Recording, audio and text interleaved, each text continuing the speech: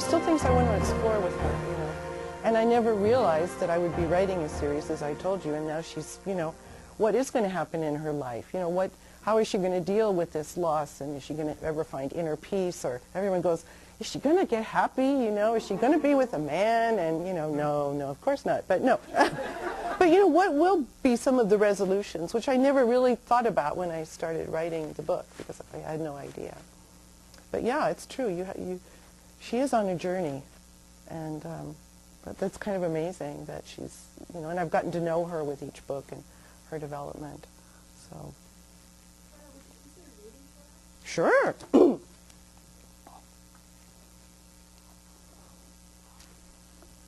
So it's the beginning of the book, and it's October 1997.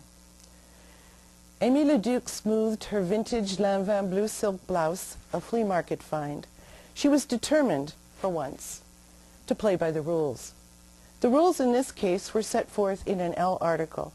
Now that you've met him, don't blow it.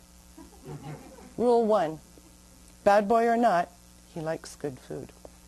She hoped this was true of Mathieu, media liaison for a fashion house. Opening the balcony doors of her apartment to the twilight, Amy inhaled the crisp autumn air. Below, street lights lining the Ile Saint-Louis cast yellow slants of light over the Seine. Excuse me. Fallen rose petals on the walnut dining table emitted a faint scent.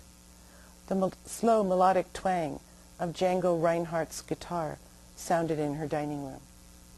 She lit the beeswax tapers on the candelabra, blew out the match, watched the slow gray spiral of smoke rise, and crossed her finger. Chloe's voice came from the kitchen. But how well do you know him, Amy? Tall, with blunt-cut reddish-brown hair and black-framed, round, owl-like glasses. Chloe had recently sublet the upstairs apartment. Who really knows anyone, Chloe? Chloe shot her a warning look. Take it slow. Why rush? But when had she taken anything slowly? Mathieu ignited a spark in her that she hadn't felt in a long time. Miles Davis, or Miles Davies, Amy's bichon frisé, pawed at his leash. You're sweet to take him tonight, Chloe. Don't do anything I wouldn't. Chloe grinned before the door closed behind her. Amy heard her footsteps down the hall. The doorbell rang. Mathieu's deep-set eyes gleamed at her over the black trumpet mushroom fricasse drizzled with white peppercorns. He tore out the nub of the ficelle, a thin baguette. Eh bien, you should have told me that you cook. She didn't. She hoped to God she'd weighted down the takeout cartons from Fauchon deep enough in the garbage. You're quite the gourmet, Amy. Impressive. Mathieu was lean and muscular under his V-neck sweater. A silver stud earring showed under his black curling hair as he ran the back of his warm hand along her cheekbones. What else haven't you told me? Told him that tomorrow she was flying to New York to find her brother, a younger brother she hadn't known existed until 2 weeks ago, when she discovered 10-year-old letters with a Manhattan return address. At least that gave her a place to start. It was a shame she'd connected with Mathieu on the eve of her departure, but she'd figure that out later, if later happened. Her phone rang. She ignored it until the voice of René, her partner, boomed on the answering machine. Amy, care to explain the 100,000 francs making us richer this evening? A payoff from an Eastern European arms dealer?